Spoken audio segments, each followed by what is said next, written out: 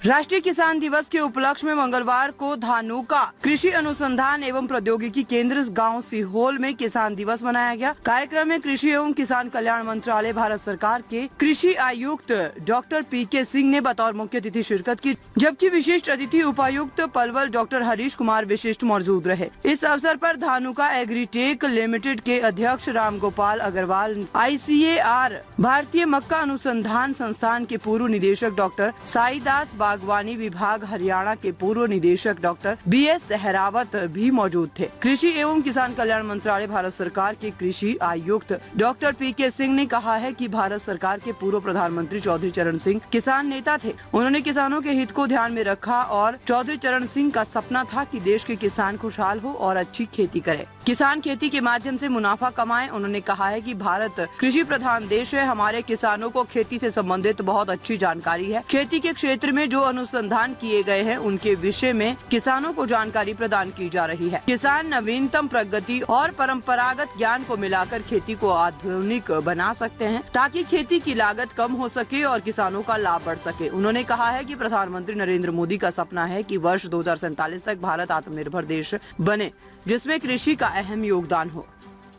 यहाँ से वैज्ञानिकों से कृषि के मामले में काफ़ी जानकारियाँ ली और मैं स्वीट कॉर्न की खेती करता हूँ, जिसमें मैंने और भी किसानों से बुवाई थी, लेकिन तकनीक में वो ना चल पाए। मैं उनको और भी जानकारी दे रहा हूँ, जिससे कि वे मेरे साथ में जुड़ करके और ज़्यादा हम उत्पादन ले सकें। क्वालिटी मैंने बहुत अच्छी बना रखी है। स्वीट कॉर्न 4 साल से कर रहा हूँ। मुझे उसके बारे में अब काफ़ी सहूलियत मिल रही है और धानुका कंपनी से कुछ प्रोडक्ट ऐसे हैं जिनको मैं यूज करके ये क्वालिटी तैयार कर रहा हूँ। जो मक्का है ना, अब साल में 2-3 बार फसल ली जाती है और तीनों सीज़न में हो रही है। और हरियाणा पंजाब के अंदर जो है ना, ये रेनी सीज़न में, वर्षा ऋतु काल में, और दूसरा स्प्रिंग सीज़न में आलू के बाद या मटर के बाद ये करते हैं किसान, या शुगर केन की टून हार्वेस्ट के बाद भी करते हैं। अब मक्का को स्वीट कॉर्न, बेबी कॉर्न और पॉपकॉर्न के तरीके के लिए भी कर रहे हैं किसान भाई हमारे। और जो किसान हमारे आलू के बाद करेंगे, और वो आलू जो बीज के लिए होता है, एक सब्जी के लिए होता है, जो सब्जी के बाद वाले के अंदर मक्का करेंगे तो वो 15 फरवरी तक हार्वेस्ट हो जाता है। आलू का जनवरी एंड में या फरवरी के शुरू में, तब तक लगाएंगे तो पैदावार मक्का की अच्छी होती है। जो किसान भाई साइलेज के लिए करेंगे, जिसको आजकल चार कहते हैं, वो आप फरवरी के आखिर तक भी कर सकते हैं या मार्च के फर्स्ट वीक तक भी कर सकते हैं। तब पानी भी कम लगेगा और मक्का की पैदावार भी अच्छी होएगी और चारे की फसल भी अच्छी होएगी। लेकिन किसान भाई हमारे क्या करते हैं कि उनको जुडिशियस यूज़ ऑफ न्यूट्रिएंट करना चाहिए। कुछ किसान भाई ज़्यादा खाद डाल देते हैं या ज़्यादा पानी के विश्वास करते हैं, वो ना करें। वो करें जो किस्म के साफ खाद डालें। जैसे हमारे खाद की मात्रा शुरू में बिजाई में कितने होनी चाहिए, वो 10 किलो के करीब नाइट्रोजन यूरिया डालें, 1 बैग DAP का डाल दें, और 30 किलो पोटाश और 30 किलो पोटाश, क्योंकि DAP फास्फोरस मिल जाती है। जैसे कि किसान भाइयों को चाहिए कि खरपतवार बहुत जरूरी है, बिजाई के तुरंत बाद वो खरपतवार का नियंत्रण करें, एट्राजीन का स्प्रे करें, जिससे कि उनके जो चौड़ी पत्ती के खरपतवार हैं वो नष्ट हो जाए। सबसे पहले तो आज राष्ट्रीय किसान दिवस के अवसर पर सभी किसान भाइयों को बहुत बहुत शुभकामनाएं और अच्छी फसल के लिए उनको बेस्ट विशेस हम लोगों की तरफ से भी। और जो आज यहाँ पे कार्यक्रम हो रहा है, जिसमें कि हम लोग किसानों के साथ आज संवाद का कार्यक्रम रखा गया है, तो चौधरी चरण सिंह जी का जो सपना था कि हमारे सारे किसान खुशहाल हों और अच्छे से अच्छी खेती करें, मुनाफा कमाएं कि खेती से, क्योंकि खेती हमारे यहाँ की अगर हम बात करें खेती करने की तो 20,000 सालों से भी पहले से खेती भारत में होती आई है। और हमारे किसानों को इसकी परंपरागत जो जानकारी है खेती से संबंधित, बहुत अच्छी जानकारी है। उसी को आज जो हमारा खेती के रिसर्च में, जो खेती के अनुसंधान में हमारी प्रगति हो रही है, उस प्रगति को और जो हमारी परंपरागत ज्ञान है खेती का, उसको मिलाकर किस प्रकार से हम अपनी खेती को आधुनिक बना सकते हैं ताकि हमारी खेती की लागत कम हो सके, किसानों का जो लाभ है वो बढ़ सके और हमारी खेती आगे आने वाले समय तक 2047 तक जो माननीय प्रधानमंत्री जी का सपना है कि हम आत्मनिर्भर बने, तो हमारी खेती भी आत्मनिर्भर हो। हम हर तरह के उत्पादन में, चाहे वो दलहन हो, तिलहन हो, खाद्यान्न हो, सभी तरह की फसलों में हम आत्मनिर्भर हो सकें। सरकार इसके लिए एक बहुत बृहद कार्यक्रम चला रही है, जिसमें कि हम जागरूकता के साथ साथ हम लोग किसानों से ये कह रहे हैं कि आप जब भी कोई भी ऐसा उत्पाद खरीदें, चाहे खाद हो, चाहे बीज हो, चाहे कोई भी किसी भी तरह के कीटनाशक हो, उसको रसीद से खरीदें। पहला तो यही है, उसको सबसे ज़रूरी है ताकि जो बेचने वाले भी हैं वो थोड़ा सा उनके अंदर एक ये बात हो कि हाँ, किसान को पता है कि वो क्या खरीद रहा है। और दूसरा है कि उसके ऊपर आजकल एक QR कोड की व्यवस्था की गई है, जिसको कि स्कैन करके आप देख सकते हैं कि ये पदार्थ जो है सही है या नहीं। और तीसरा, सभी जितनी हमारी ऐसी कंपनियां हैं, चाहे वो खाद की हों, बीज की हों, चाहे किसी की भी हो, उनको एक कॉल सेंटर या हेल्पलाइन का भी व्यवस्था की गई है।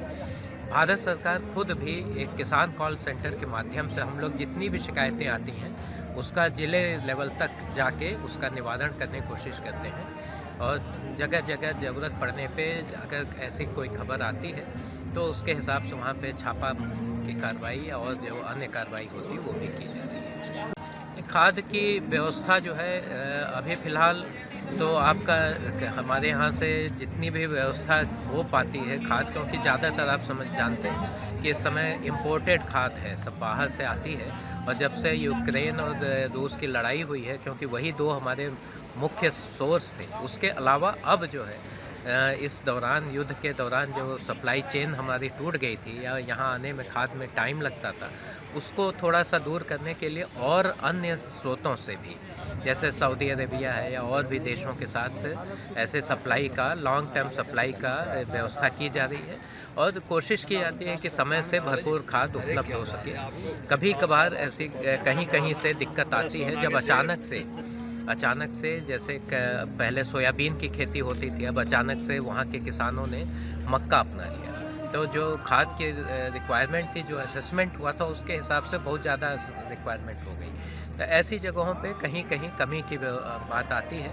इस बार ऐसी अभी तक कोई समस्या कहीं नहीं आ रही है, क्योंकि काफ़ी मात्रा में DAP भी उपलब्ध है, यूरिया की भी सप्लाई चेन अच्छी बनी हुई है।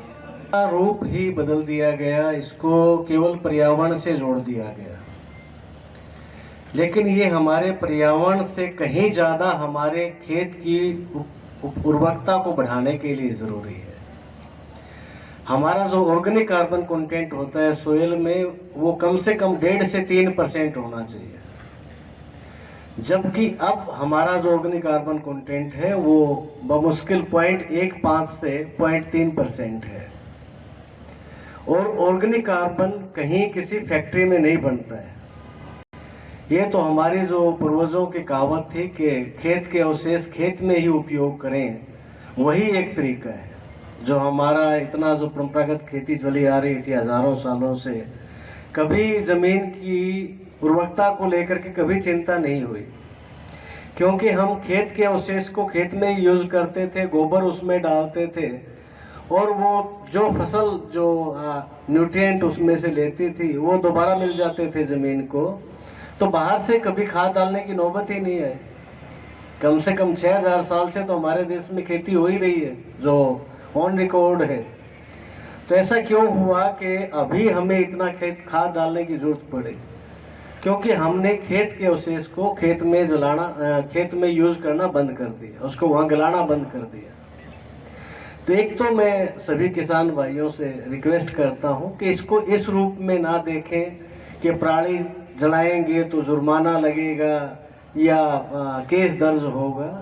वो तो एक एक्सट्रीम स्टेप है, और शायद हम लोग भी आपको ये बताने में, यहाँ पे हमने किसानों को खेत के अवशेष खेत में ही जलाने के लिए प्रेरित किया है। साथ ही उनको हमने फार्मर प्रोड्यूसर ऑर्गेनाइजेशंस बना करके अपने आप को किस प्रकार वो डिस्ट्रेस सेल से अपने आप को बचा सकते हैं, इसके बारे में बताया है। और किस प्रकार हम ऑर्गेनिक कार्बन कंटेंट को बढ़ा करके हमारी ज़मीन की फर्टिलिटी को इम्प्रूव कर सकते हैं। इन विषयों पर यहाँ पे चर्चा होगी और मैंने भी अपनी तरफ से जो बातें हैं वो रखी हैं।